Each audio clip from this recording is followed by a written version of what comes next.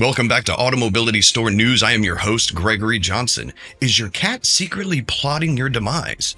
Stay tuned till 11 to find out. Also, an Austin, Texas man is wanted for questioning for impersonating a news anchor.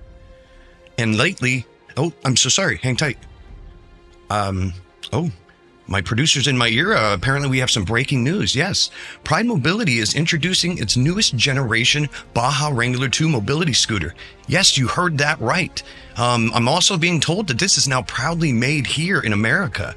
It now comes fully assembled. There's no assembly required with this.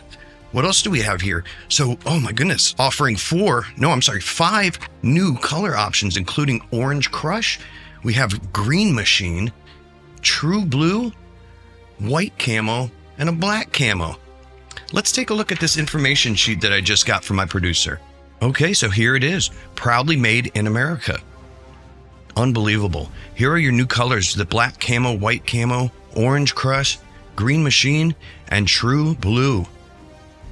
Yes, this is amazing. Just take a look at all this. All the specifications seem to be the same weight capacity.